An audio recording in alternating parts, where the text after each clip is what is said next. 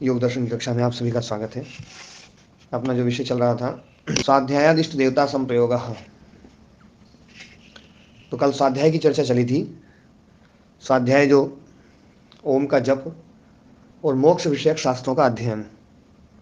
तो कल थोड़ी सी चर्चा ओम पर करी थी। और ओम का जप जो है पहले वाचिक जप होगा, फिर उपांशु जप होगा, फिर मानसिक जप होगा और फिर अजपा जप होगा। ओम जो हम ओम बोलते हैं वो ओम भी एक है ना जो है पवित्र ध्वनि है, लेकिन ये आहत ध्वनि है।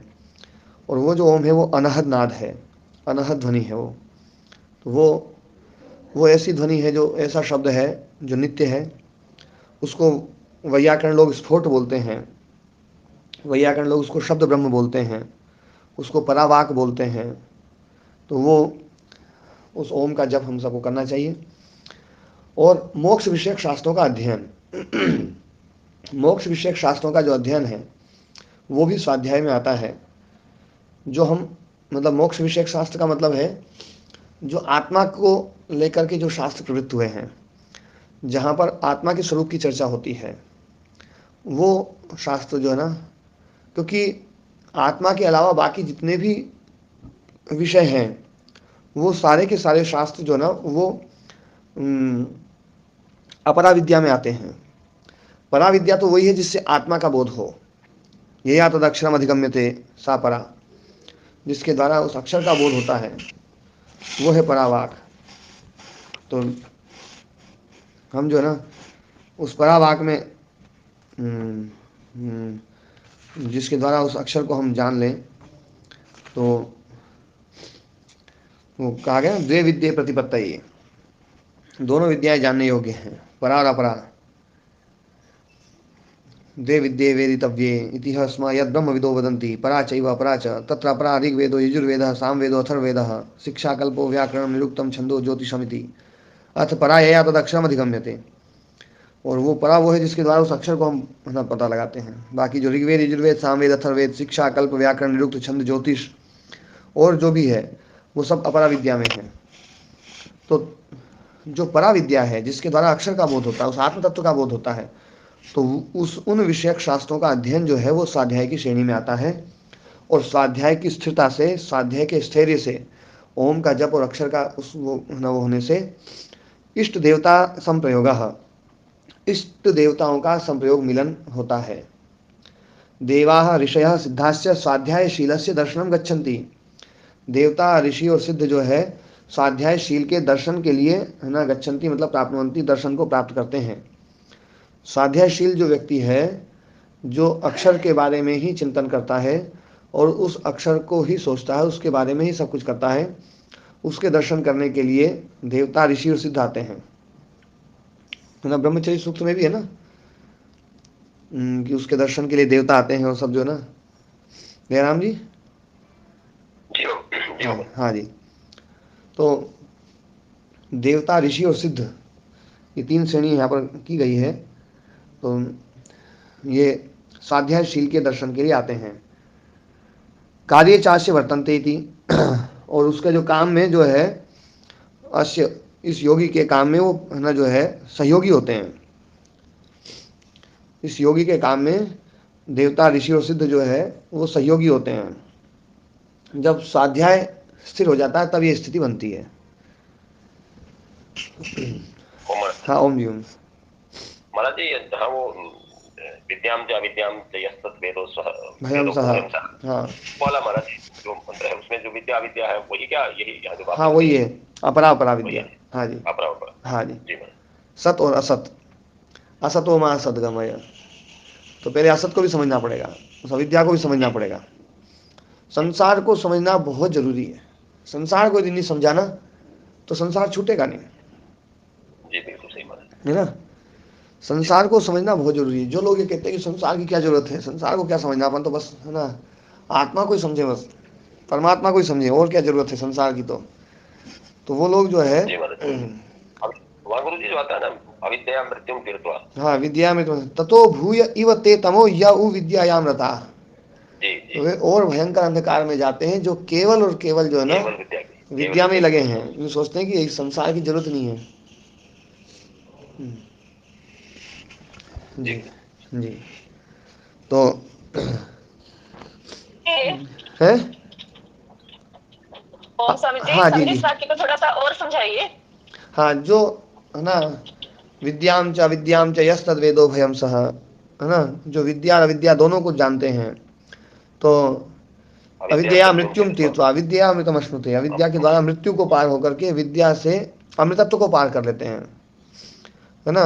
और जो लोग है ना जो है केवल ये सोचते हैं कि हम तो केवल विद्या में ही रत रहेंगे, अंधन तमा प्रविशंति ये विद्या उपासते, जो ये अंधकार में जाते हैं जो केवल अविद्या, अंधन तमा प्रविशंति ये अविद्याम उपासते, ये अविद्याम है तो उसको आप पूर्व रूप हो गया तो ये विद्याम रूप सुनाई देगा, लेकिन है वो ये अविद्याम उपासते, जो अविद्या की उपासना करते हैं वो अंधकार में जाते हैं।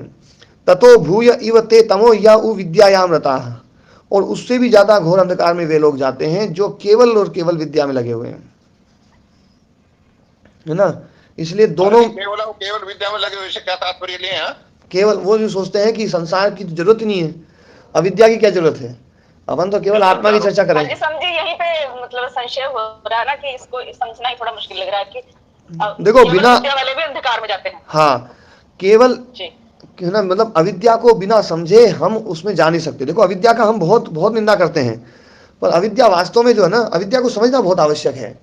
अविद्या को नहीं अविद्या ही समझेंगे साधन चित्त समझ बनेगी में नहीं महाराज जी आएगा। विद्या को पाने का। अविद्या ही साधन बनेगी महाराज जी विद्या को पाने का। हाँ, वो आदर्शन जो है ना, जो कहा गया ना, आदर्शन जरूरी है, दर्शन को समझना बहुत जरूरी है। अविद्या केवल विद्या का अभाव मात्र नहीं है, अविद्या एक स्वतंत्र तत्व है और उसको समझना बहुत जरूरी है। उसको समझने से ही संसार समझ में आएगा, और उसको समझेंगे तो चित्त समझ में आएगा, और चित्त समझ में आएगा तब जो है हम आगे की कुछ प्रोसेस में बढ़ सकते हैं। ओम गुरु जी, हाँ ओम जी ओम।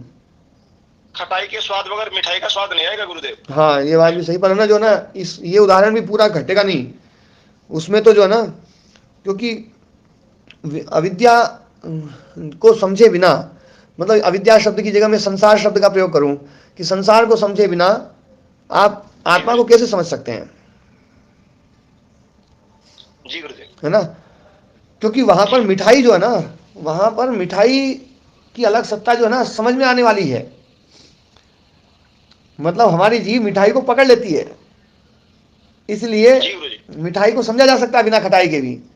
लेकिन यहाँ पर हमारा जो चित्त है ना, उस आत्मा को समझ नहीं सकता बिना, है ना, उसके नेति नेति से समझना पड़ता है। अच्छा ये भी नहीं है, ये भी नहीं है, तो जिसको नहीं कहा जा रहा है वो भी तो समझाया जाए, जी गुरु जी। है ना। जैसे छोड़ना किसको है, पता तो लगे। हाँ, जैसे यज्ञदत्त कौन है, बोले यज्ञदत्त देवदत्त नहीं है, तो देवदत्त नहीं है तो देवदत्त को पहले समझना पड़ेगा, तब अपने को समझ में आएगा अच्छा यज्ञदत्त वो तो नहीं है, चलो ठीक है। और कौन कौन नहीं है ना। जैसे कोई गाय ऐसी है, 10 गाय खड़ी हुई है, उसमें से 9 गाय का स्वरूप किसी को पता है, तो उसको 10वीं का स्वरूप नहीं पता, और 10वीं गाय ऐसी है जिसके बारे में बताना ही बड़ा कठिन है, तो बताएगा कि भाई देखो वो जो एक श्रुति गाय है ना उसको भी छोड़ देना, और एक वो जो है अपनी स्मृति गाय है उसको भी छोड़ देना, और वो लाल गाय है उसको भी छोड़ देना, और वो बड़े सींग वाली गाय है उसको भी छोड़ देना, और वो जो है थोड़ी सी काली काली है उसको भी छोड़ देना, वो थोड़ी चितकबरी है उसको भी छोड़ देना, और एक वो मोटी मोटी है उसको भी छोड़ देना, और जो बची ना उसको ये दे देना। अब एक बात बताओ, ये जब बताते हैं अपन, तो जिसको ना श्रुति का पता नहीं, स्मृति का पता नहीं, क्या वो बता सकता है कि हाँ किसके बारे में बताया गया है? ना गुरु जी। तो आत्मा के बारे में तो बताया ही जाता है कि आत्मा ये भी नहीं है, आत्मा ये भी नहीं है, आत्मा ये भी नहीं है। तो संसार को बिना समझे तो आत्मा को समझना संभव ही नहीं है। इसलिए श्रुति ये कहती है कि विद्या और अविद्या दोनों को ही समझना पड़ेगा। तो अविद्या का मतलब है संसार का पूर्ण साक्षात्कार। इसलिए तो ये जो संप्रज्ञात समाधि को यहाँ पर स्वीकार किया गया है, नहीं तो संप्रज्ञात समाधि की जरूरत नहीं थी। संप्रज्ञात समाधि की श्रेणी में आना ही नहीं चाहिए था। यदि देखा जाए ना, तो संप्रज्ञात क्या है? संसार का ठीक ठीक ज्ञान, संसार का बोध जो है वो संप्रज्ञात में होता है ना। मतलब वितर्क, विचार, आनंद और अस्मिता। तो वितर्क में स्थूल भूतों का बोध, विचार में सूक्ष्म भूतों का बोध, आनंद में इंद्रियों का बोध, और अहंकार में चित्त का बोध, अहंकार का बोध, अस्मिता में। तो ये तो पूरा जो है ना संसार का ही बोध हो रहा है इसमें, तो संसार का बोध हो रहा है, लेकिन फिर भी उसको जो है ना संप्रज्ञात समाधि समाधि के रूप में स्वीकार किया गया, क्योंकि बिना अविद्या को समझे, बिना संसार को समझे हम आत्मा को नहीं समझ सकते हैं। ठीक है जी नीतू जी? जी हमारा समझिए। यही हुआ, पहले संप्रज्ञात समाधि तो लगानी पड़ेगी। हाँ, संप्रज्ञात लगानी पड़ेगी, संसार को समझना पड़ेगा, संसार से भागना नहीं है, संसार को समझना है, और इस संसार को समझते हुए इसको धीरे धीरे छोड़ना है। जो समझ में आ जाएगा ना वो छूट जाएगा, जो समझ में नहीं आएगा ना वो नहीं छूटेगा। हाँ जी। गुरुजी जब मैं सरपंच की ड्यूटी मिली ना, तो एक दैनिक भास्कर का पत्रकार आया था मेरे पास। हाँ वो बोला तेरा आध्यात्मिक ज्ञान व्यर्थ रहेगा, अब तू इस संसार को समझेगा ना, ये टकराम टकरा होगा तो तेरी समझ में आएगा ये आध्यात्मिक ज्ञान। तो ठीक कह रहा था वो। हाँ, और तभी सही समझ में आया। अब सरपंच बनने की इच्छा नहीं है। ना बिल्कुल नहीं। हाँ, लेकिन अभी संसार को और समझेंगे ना, उसके बाद तो फिर कर्तव्य भाव से कुछ भी किया जा सकता है, लेकिन संसार को बहुत समझना जरूरी है, संसार समझ में आना जरूरी है। तो संसार समझ में आए, फिर हम उस आत्म तत्व के बारे में समझें, और आत्म तत्व के बारे में समझेंगे ना, जब आत्म तत्व का ही चिंतन होगा, आत्मा एव द्रष्टव्य, आत्मा व अरे द्रष्टव्य, आत्मा व अरे द्रष्टव्य, आत्मा एव द्रष्टव्य, आत्मा ही देखो बस, अब है ना, संसार देख लिया, संसार को समझ लिया, अब आत्मा को समझो। तो आत्मा जब हमारा मतलब विषय बन जाता है, तब हम स्वाध्याय की तरफ प्रवृत्त हो जाते हैं, और जब स्वाध्याय की तरफ प्रवृत्त हो जाते हैं, तो जब स्वाध्याय स्थिर हो जाता है, तब इष्ट देवता संप्रयोग होता है ना। तो ये और इष्ट देवता संप्रयोग होता है ना, तो फिर जो है देवी शक्तियां सहयोग करने लगती हैं। जैसे हम देखते हैं ऋषियों के जीवन को, महर्षि जी के जीवन को देखते हैं, खूब सहयोग है ना परमात्मा की तरफ से उन्हें मिलता रहा। अच्छा, जब मैं यूँ बोलता हूँ ना परमात्मा की तरफ सहयोग मिलता रहा, तो इसमें कईयों को यूँ हो सकता है बोले जी सहयोग तो नहीं मिला, ऐसा तो नहीं लगता जी? मिलता है महाराज जी। सहयोग पूरा मिला है, तभी वो प्रार्थनाएं करते थे, नहीं तो प्रार्थनाएं क्यों करते, है ना। पूरा उनके जीवन को देखो, कृतज्ञता से भरा हुआ जीवन है। दो प्रकार के जीवन होते हैं, एक जीवन होता है जो कृतज्ञता से भरा हुआ होता है। कृतज्ञता से भरा हुआ है का मतलब है कि कोई शिकायत नहीं है, कोई शिकायत नहीं है, कोई गिला शिकवा नहीं है, जैसा बहुत अच्छा जीवन है ना, जो ना प्रभु तुम्हारी कृपा से बहुत अच्छा जीवन जिया है ना, कोई शिकायत नहीं है। और जहां कृतज्ञता नहीं होगी वहां शिकायत भरा जीवन होगा। हमारे यहाँ भी जैसे कई लोग आते हैं, अब कोई भोजन करते हैं तो भोजन में जो ना पूरा कृतज्ञ होकर के पूरी वो करते हैं। कुछ शिकायत वाले जीवन वाले भी होते हैं, थोड़े होते हैं, लेकिन जो है ना, तो वो हमें सिखा के भी जाते हैं बहुत कुछ, ऐसा नहीं है। लेकिन कुछ लोगों का स्वभाव होता है कि वो मतलब यही नहीं, वो सब जगह वो अपने जीवन में भी है ना संतुष्ट नहीं रहते हैं, किसी भी से भी संतुष्ट नहीं रहते हैं, शिकायत भरा जीवन होता है। तो शिकायत भरा जीवन नहीं होना चाहिए। हाँ, एक बात और भी ध्यान रखने वाली बात होती है कि कई बार हमें कोई अपनी कमी बताता है तो हमने वही नहीं लगने कि ये तो इसका तो स्वभाव ऐसा है, शिकायत भरा जीवन का इसका वो है। उस रूप में मैं नहीं कहना चाह रहा हूँ कि भैया जो ना, जो नहीं तो निंदक नहीं राखी आंगन कुटी छवाए, ये तो बहुत ही जो है अच्छी बात होती है। जो निंदा करता है वो बड़ा वही सुधार करता है।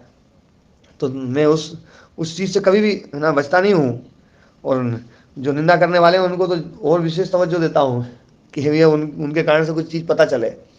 हाँ, ऐसे निंदा करने वालों से जरूर बचना चाहिए जो तुम्हारे लाभ के नहीं है, कि निंदा उनकी निंदा से कोई लाभ नहीं हो रहा है और नुकसान हो रहा है, ऐसे लोगों से थोड़ा सा बच लेना चाहिए। तो और स्वामी जी एक यहाँ बात समझ नहीं है कि जैसे आप कह रहे हैं कि ईश्वर के प्रति हमें कृतज्ञता प्रकट करनी चाहिए। एक तरफ आपने कहा था कि हमें जो कुछ भी मिलता है वो हमें कीमत देनी पड़ती है। तो अब यहाँ ये खुल करके समझाए कि यहाँ हमें कृतज्ञता ईश्वर के प्रति कैसे प्रकट करें, जबकि एक तरफ हमें कीमत देनी पड़ती है और एक तरफ हम कह रहे हैं कि हम कृतज्ञता प्रकट करें। ये थोड़ा स्पष्ट करेंगे। देखो, दो प्रकार के भाव हैं। आप है ना बाजार में जाते हैं, आप केले लेकर के आए है ना, कीमत देकर के लाए हो, लेकिन फिर भी उसमें तरीका ये है कि है ना, जिससे केले लिए उसके प्रति बड़ा है ना जो ना आदर भाव आपके मन में हो, बहुत बढ़िया यार, धन्यवाद भैया तूने केले है ना दे दिए। और एक तरीका ये भी है, तूने क्या दे दिया, पैसे लिए भाग यहाँ से, मैंने जो है, तो वो दोनों तरीके हैं, दोनों तरीके में केले तो आपको मिलेंगे ही, केले में कोई दिक्कत नहीं होगी, लेकिन जो है आपकी मनोदशा एक वो रहेगी। हाँ नहीं, हजम भी हो जाए तो भी जो है ना, अपनी जो मनोदशा है उस मनोदशा को मतलब जो ना हम शांत करने के लिए कृतज्ञता का भाव बहुत अच्छा है। परमात्मा के प्रति हमारा मन हमेशा कृतज्ञ रहना चाहिए। देखो वही व्यवस्था है, मैं कभी भी जो है ना, मैं परमात्मा की उस व्यवस्था को, उसको जो ना, उसकी महत्ता को कभी भी कम नहीं करता हूँ। हाँ, मैं सैद्धांतिक रूप से जरूर ये समझाता हूँ, ताकि सैद्धांतिक रूप से समझाना इसलिए आवश्यक है कि ना जो अंधविश्वास ना फैले, क्योंकि धीरे धीरे बहुत ज़्यादा अंधविश्वास फैल रहा है। कर्मफल व्यवस्था को प्रबल रूप से मानने वाले लोग भी जो है वो इस अंधविश्वास में हो जाते हैं कि भैया परमात्मा की प्रार्थना करो तो परमात्मा देखो ये कर देगा वो कर देगा, मतलब ऐसे ऐसे काम होते हैं भैया जो है ना, कि जैसे बोले आज तो गए थे, बोले जो है ना परमात्मा से प्रार्थना करी तो टोल वाले ने छोड़ दिया, तो परमात्मा से प्रार्थना करी तो उसने ये कर दिया, परमात्मा, मतलब ऐसे ऐसे काम जो है ना, जैसे मैंने उदाहरण दिया था ना कि वो दारू पीने वाले जो है वो ये कहते थे, बोले जो ना एक दिन तो बोले जो हम 5 दिन तक, 4 दिन या 5 दिन उन्होंने बताया था, मैंने आप लोगों को बताया था ना पहले, 1500 बीघा जमीन बेच दी थी। हाँ 1500 बीघा जमीन, और वो जो ना मतलब 5 दिन तक हम पीते ही रहे, लेकिन बोले परमात्मा की क्या गजब व्यवस्था थी, बोले जी तभी हमें रोटी मिल जाती थी। अब उसमें परमात्मा का क्या रोल है? तो मैं ऐसे अंधविश्वास से बचने के लिए जरूर बोलता हूँ, है ना जो है, लेकिन मैं ये जरूर मानता हूँ कि वो व्यवस्थापक है, उसकी उपस्थिति के बिना तो कुछ भी संभव नहीं है, इसलिए उसके प्रति तो कृतज्ञता हमारे मन में हर क्षण, हमारे रोए रोए से उसके प्रति कृतज्ञता निकलनी चाहिए। हमारा जो ना, हमारा एक एक कण जो है ना उसके प्रति कृतज्ञ रहे। कृतज्ञता तो बहुत जरूरी है। और उस स्वाध्याय में तो वो भी है ना, जप में, जैसे जप जो है ईश्वर प्रणिधान, तप स्वाध्याय ईश्वर प्रणिधान, स्वाध्याय ईश्वर प्रणिधान को साथ में लिया गया है, तो ओम का जप है, ये तो है ना स्वाध्याय हो गया। और तप जो है वो ईश्वर प्रणिधान जो है वो है कि हम अपनी सारी क्रियाओं को उसके प्रति समर्पित कर दें, उस व्यवस्था के प्रति, तो ये है ईश्वर प्रणिधान। ईश्वर प्रणिधान का मतलब ये नहीं है कि आप ओम है ना ईश्वर का नाम ले रहे हैं, भैया ईश्वर की पूजा कर रहे हैं, ईश्वर की वो। ईश्वर प्रणिधान का सबसे बड़ा अर्थ जो यहाँ पर दिया है कि हम अपने कर्मों को उसके प्रति समर्पित कर दें, और उसके प्रति समर्पित का भाव का मतलब है कि फल की इच्छा न रखें, और वो जो व्यवस्था है उस व्यवस्था के हम सहयोगी बन जाएं, उस व्यवस्था को हम स्वीकार कर लें, उसके अस्तित्व को हम समझ लें, उसकी उपस्थिति को हम समझ लें, उसकी उपस्थिति से जो कुछ हो रहा है उसको हम समझ लें, तो सब कुछ ऐसा लगेगा कि है ना वही है बस। एक हम बचपन में गीत गाते थे, तू ही तू, तू ही तू, बस तू ही तू, बस तू ही है और कुछ नहीं है। हम कितने महापुरुषों के जीवन को देखते हैं। नानक जी जो है ना जब घर छोड़, मतलब वो नौकरी छोड़ करके गए थे, तो उनका भाव बस यही था, बस कि बस तू ही, तेरा ही तेरा, बस तेरा। वो गिनते गिनते जो है ना 13 पे पहुंच गए, और 13 पे जा करके बस वो 13, अब 14वां पात्र उन्होंने गिना, फिर बोले 13, फिर किसी को एक पात्र और भर के दिया, फिर 13, फिर पात्र भर के दिया, फिर 13। सेठ ने कहा बोले यार तू तो ऐसे तो उड़ा देगा मेरा, है ना। बोले स्वामी जी नमस्ते। हाँ नमस्ते जी। स्वामी जी क्या मोक्ष की कामना भी नहीं करनी चाहिए ईश्वर से? कामना से तो नहीं मिलेगा मोक्ष। जैसे कर्म कर्तव्य के कारण जैसे हम अपनी सारी क्रियाओं को ईश्वर को समर्पित कर दें, हाँ, तो क्या मोक्ष की कामना नहीं करनी चाहिए? हाँ, कामना से तो नहीं मिलेगा मोक्ष, ये तो बिल्कुल पक्का है। और मोक्ष की कामना मत करो, आप तो बस दुख से छूटो, दुख निवृत्त हो जाएंगे, मोक्ष तो उपलब्धि है। महाराज जी, हाँ ओम जी। महाराज जी, मोक्ष को हम लोग ऐसा मान के चल रहे हैं ना, तभी ये समस्या आ रही है कि मोक्ष को मिलने की वस्तु है। हाँ, जैसे कुछ प्राप्ति हो जाएगी, वास्तव में इसमें जो कुछ हमारे हमने कूड़ा इकट्ठा किया उसको हटाना मात्र है। जी जी महाराज। कामना का मतलब तो महाराज चित आ जाएगा। हाँ, कामना में आसक्ति आ जाएगी, कामना बहुत सारी चीजें आ जाएंगी। वास्तव में ये जो चीज है ना, इसको ऐसे समझाना, मैं तर्क की दृष्टि से समझा भी दूंगा, जैसे दयाराम जी ने समझाया, ये जो ना जो बात है ना, तर्क की दृष्टि से और भी बहुत अच्छे अच्छे तर्क दिए जा सकते हैं। पर वास्तव में इस जीवन में जब आदमी चलता है ना, यदि वो मोक्ष के स्वरूप को समझ ले कि मोक्ष क्या है, मोक्ष प्राप्ति नहीं है, मोक्ष तो छूटना है, मोक्ष तो हमारा आत्म तत्व तो एक, मतलब वो तो अपरिणामी है, एक रस है, जो संसार छूट जाए, बस संसार छूट जाए, जो है ना अविद्या नष्ट हो जाए, और ये सब जो है ना, और इसमें मोक्ष की कामना की बात नहीं, वो तो जो है ना ये सब अविद्या नष्ट हो जाए, बस दुख निवृत्त हो जाए, है ना। जो स्वामी जी पात्रता को अर्जित कर लेना ही है, उसके बाद व्यवस्था से सारा ठीक होगा। पात्रता अर्जित करना। हाँ, प्रार्थना का मतलब है पात्रता अर्जित करना, पहले बोला था, प्रार्थना का मतलब है पात्रता अर्जित करना। हाँ जी, ये गबागब हम सोच रहे हैं, बगैर फालतू फंड में ये सोचना ही कम कर दें तो बहुत भला हो।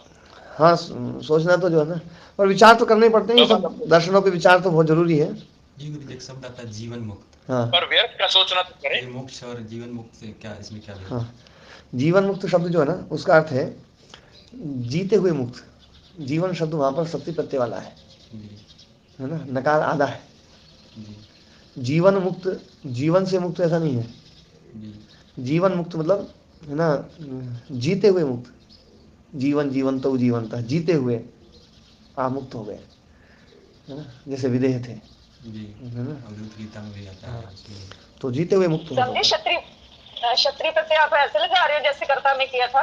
हाँ, क्षत्रिय प्रत्यय जैसे ना, जैसे है ना, जैसे वो पढ़ते हुए जाता है, तो पढ़ते हुए जाता है तो पठन गच्छति, तो पठन गच्छति जो है, अब ये पठन शब्द जो है ना, ये क्षत्रिय प्रत्यय वाला है। पठन मतलब पढ़ते हुए, जीवन मतलब जीते हुए, खादन खाते हुए, है ना, पश्यन देखते हुए, है ना, कुर्वन करते हुए, तो उस रूप में है वो जीवन शब्द। हाँ, तो स्वाध्याय इष्ट देवता संप्रयोग। आगे अगला सूत्र है समाधि सिद्धि ईश्वर प्रणिधानात्।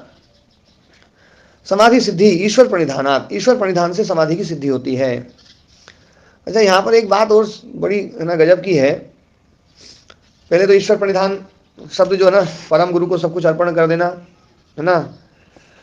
प्रणिधान का मतलब जो होता है कर्म को उसमें रख देना। प्रणिधान, निधान मतलब रखना, है ना। तो सारा कार्यभार जो है ना वो ईश्वर के ऊपर रख देना, अपना कुछ नहीं, वो है प्रणिधान। प्रणिधान का मतलब है रखना, और क्या रखना है? कार्यभार रखना है ना, कि भैया सब तेरा ही है, मेरा तो क्या है, मेरा मुझ में कुछ नहीं। हाँ, जो कुछ है सब तो है तेरा, तुझको सौंपता क्या लागत है मोहे, मैं नहीं मेरा नहीं, यह तन किसी का है दिया, जो कुछ अपने पास है वो धन किसी का है दिया। तो ये जो है ना, मैं मेरा कहने वाला मन किसी का है। हाँ, जग की सेवा खोज अपनी प्रीति उससे कीजिए, जिंदगी का राज है ये जान कर जी लीजिए, है ना। जिंदगानी का खिला मधुवन किसी का है दिया, मैं नहीं मेरा नहीं, यह तन किसी का है दिया, है ना। और ये गा के सुनाया था आपने ऑफिस को, है आश्रम में, ये गा के सुनाया था आपने आश्रम में। जी जी जी, हाँ जी। तो ये जो है ना, अच्छा, बहुत अच्छा गीत, मुझे बहुत अच्छा लगता है। स्वामी शरणानंद जी महाराज जी इसको बहुत गाते थे, स्वामी सोमानंद जी महाराज। तो है ना, जो है शायद बनाया भी उन्हीं का है। स्वामी ये गीत सुनाई दीजिए, हैं? स्वामी ये गीत सुनाई दीजिए, धन्यवाद होगा। फिर सुना दूंगा, है ना, जो है। चलो, गीत तो जो है ना आप लोग, हाँ, गीत तो जो है ना अच्छे अच्छे गाने वाले लोग भी हैं, इसको आप YouTube में सर्च करेंगे तो वो हो जाएगा। हाँ, तो आप खुद भी गुनगुनाओ तो ज़्यादा अच्छा रहेगा। समाधि सिद्धि ईश्वर प्रणिधानात्, ईश्वर प्रणिधान से, ईश्वर के ऊपर सब कुछ रख देने से समाधि की सिद्धि होती है। अब एक बात समझने की है कि ईश्वर प्रणिधान से यदि समाधि की सिद्धि होती है तो बाकी जो योग के अंग हैं उनका क्या, उनकी क्या जरूरत है? समाधि यदि उसी से ईश्वर प्रणिधान से सिद्ध होगी तो योग के अंग की क्या जरूरत है? तो यहाँ पर जो है ना ध्यान देने वाली बात है कि ये जो है ना ईश्वर प्रणिधान समाधि सिद्धि में, मतलब जो है ना केवल यही ईश्वर प्रणिधान ही समाधि को सिद्ध करता हो ऐसा नहीं है। केवल इस सूत्र को देख करके पूरे योग दर्शन को हम एक तरफ कर देते हैं, और अक्सर लोग बस यही कहते हैं समाधि सिद्ध करनी है तो ईश्वर का ध्यान लगाओ, और प्रणिधान का अर्थ वो ध्यान कर देते हैं। जबकि प्रणिधान शब्द जो है ना निधान अर्थ में है, रखने अर्थ में है। ईश्वर प्रणिधान का सही सही अर्थ बताया है कि आप परम गुरु के प्रति आप अपने सारी क्रियाओं को उसको समर्पित कर दें, ये प्रणिधान है। वहाँ ध्यान से मतलब नहीं है। आप हर कर्म जो है ना मतलब अपना जो है ना अपनी आसक्ति छोड़ दें, कर्म से जो आसक्ति है, फल की आसक्ति वो छोड़ दें, कर्म फल त्याग छोड़ दें। गीता में भी कहा है कि ना जो है सब बहुत बड़ी बड़ी चीज़ हैं, ध्यान से ज्ञान श्रेष्ठ है, ज्ञान से जो है ना तो कर्म का फल का त्याग जो है ना सबसे श्रेष्ठ होता है। श्रेयो ही ज्ञानम अभ्यासात्, श्रेयो ही ज्ञानम अभ्यासात्, अभ्यास से ज्ञान श्रेष्ठ है। ज्ञानात् ध्यानम विशिष्यते, ज्ञान से ध्यान श्रेष्ठ है। और ज्ञानात् कर्म फल, ज्ञानात् कर्म फल त्यागः, त्यागात् शांति अनंतरम, है ना। तो ध्यान से भी कर्म फल त्याग श्रेष्ठ है, कर्म फल त्याग से ही शांति मिलेगी। तो कर्म फल त्याग ही ईश्वर प्रणिधान है, कर्म के फल का त्याग कर देना।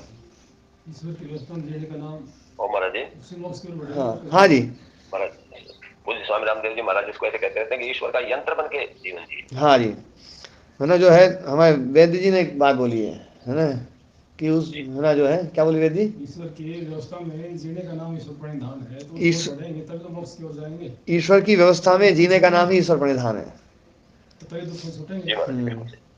तो ईश्वर की व्यवस्था में, वैसे तो सभी ईश्वर की व्यवस्था में जीते हैं, पर सब अपनी व्यवस्था बना बना करके जीते हैं, स्वीकार कर पाते नहीं, स्वीकार नहीं करते, अपनी व्यवस्था को ही सर्वोपरि रखते हैं। अपनी व्यवस्था को सर्वोपरि रखते हैं, है ना। सब जो है सब जगह भाव ही आता है। अच्छा जब कुछ दुख आता है ना तब कहते हैं भाई ये तो भगवान दे रहा है, और जब कुछ सुख आता है ना तब ये नहीं कहते, तब कहते ये तो मैंने किया है। महाराज जी उस समय भी सलाह देते रहते हैं कि परमात्मा को ऐसा नहीं करना चाहिए था, ऐसा करना चाहिए था। हाँ, तो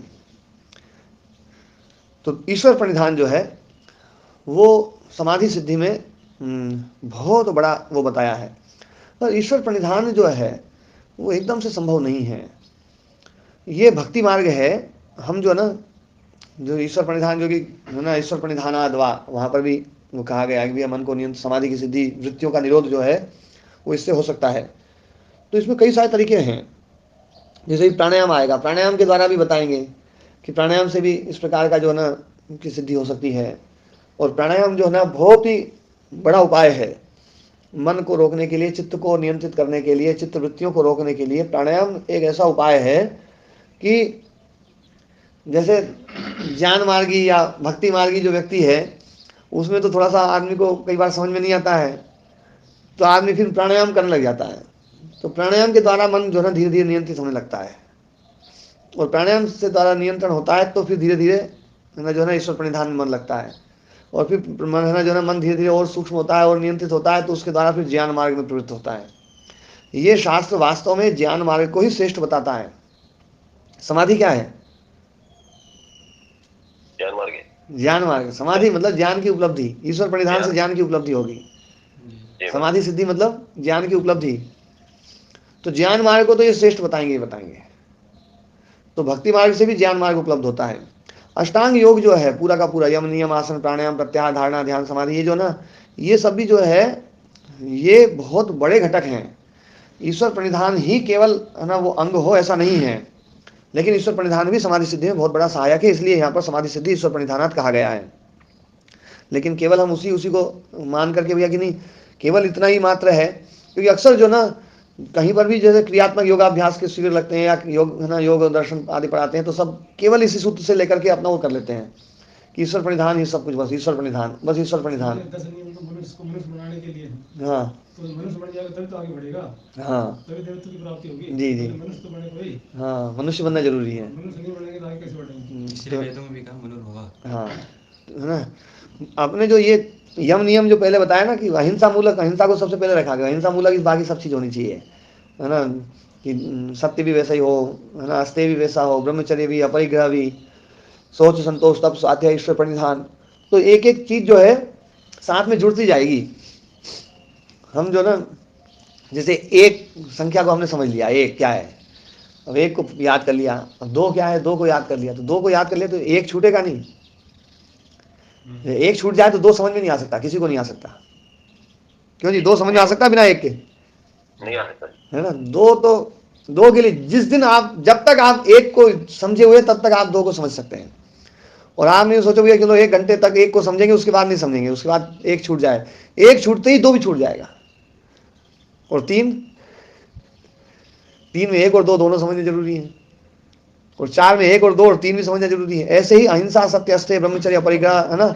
तो इसमें यूं नहीं है कि एक एक को छोड़ दे और आगे बढ़ते जाएं, वो पकड़े पकड़े रखना पड़ेगा, तब जाकर के समाधि सिद्धि होगी। जी, तो जो ईश्वर में आस्था नहीं रखता उसको समाधि सिद्ध होगी?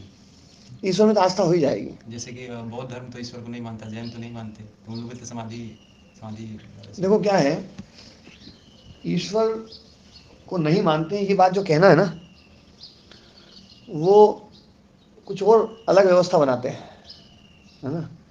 और मानना तो पड़ेगा ईश्वर को। और जो लोग बिल्कुल घनघोर नास्तिक हैं और जो ये कहते हैं कि ज्ञान मार्ग से हम उपलब्ध हो जाएंगे, ईश्वर की सत्ता तो उनको भी स्वीकार करनी पड़ती है।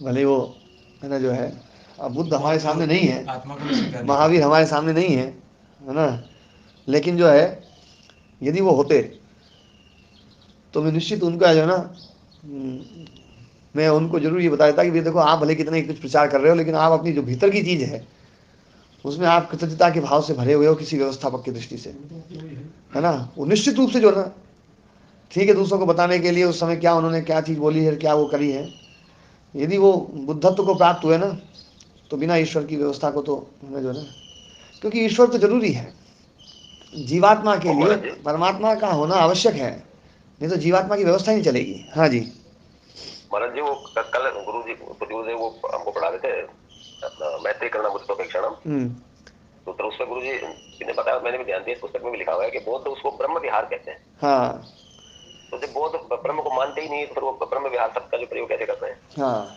तो गुरु जी ने कहा ये ठीक है, शब्दों का सारा खेल है। हाँ, और ब्रह्म विहार में और भी बहुत सारी चीजें हैं, उसमें मैत्री करुणा मुदिता उपेक्षा के साथ साथ और भी चीजें हैं। जी जी, हाँ, वो तो उनके तो बहुत, है ना, वास्तव में जैसे योग दर्शन को पढ़ करके यदि बौद्ध दर्शन को पढ़ा जाए तो समझ में आएगा कि बौद्ध दर्शन योग दर्शन की नकल है बहुत। जी बिल्कुल बिल्कुल नकल है ना, थोड़ा शब्दों का भेद है। हाँ, शब्दों का भेद है। और उस नकल में उन्होंने कुछ चीजें जो है ना बाद में ऐसी जुड़ गई हैं जो बड़ी गलत रही, तो सत्कार्यवाद को नहीं मानते हैं, तो इसलिए जो ना उसका खंडन जो ना व्यास मुनि जी कई बार अच्छी जोर से करते हैं। जी महाराज, ऐसा लगता है कि ये बाद के लोगों ने भी कुछ हाँ कर दी। जी, तो ईश्वरार्पित सर्वभावस्य, जो ईश्वरार्पित सर्व है ना, सर्वभाव जो जिस है ना ईश्वर के लिए अर्पित है, जिसके भाव मतलब यहाँ पर भाव शब्द पदार्थ के लिए भी आता है ना, और भाव जो है ना सारी क्रियाओं के लिए जो है ना भाव शब्द का प्रयोग होता है। भाव शब्द का सारी क्रियाएं, ये एक नया अर्थ बता रहा हूँ जी। धात्वर्थो भावः, धात्वर्थो भावः शब्द सुना है? है ना, धात्वर्थो भावः, धात्वर्थ मतलब क्या है? क्रिया। तो ये भाव शब्द क्रिया के लिए भी प्रयोग हो सकता है, भाव शब्द पदार्थ के लिए भी प्रयोग हो सकता है, भाव शब्द भावात्मक सत्ताओं के लिए भी प्रयोग हो सकता है। भाव पदार्थ भी होते हैं ना, 6 भाव पदार्थ है, 6 भाव पदार्थ।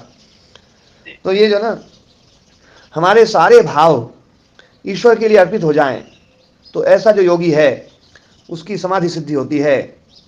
यया सर्वम ईप्सितम अवितथम जानाति, है ना, यया सर्वम ईप्सितम अवितथम जानाति देशांतरे देहांतरे कालांतरे च ततो अस्य प्रज्ञा यथा भूतम प्रजानाति इति।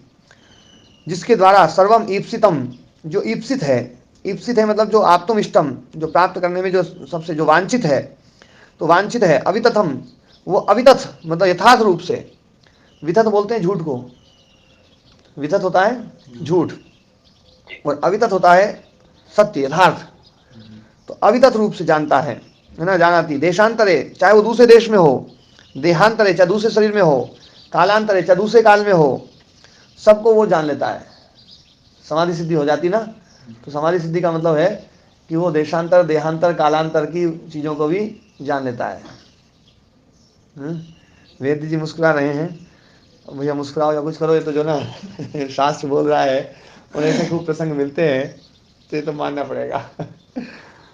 ततो अस्य प्रज्ञा यथाभूतम प्रजानाति, तो तब उसकी जो प्रज्ञा है यथाभूतम, जो जैसा है उसको वैसा जो है यथाभूतम प्रजानाति, वो जान लेता है ना।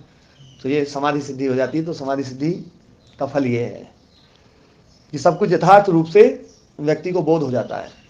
जिसको वो जानना चाहे वो जान सकता है, वो जो जान सकता है ना। पर ये सिद्धि होने पर आदमी ये कहता है कि जो मैंने जो जानना था ना वो जान लिया, अब जानने की कोई जरूरत नहीं है, बिना मतलब चक्कर में मत पड़ो।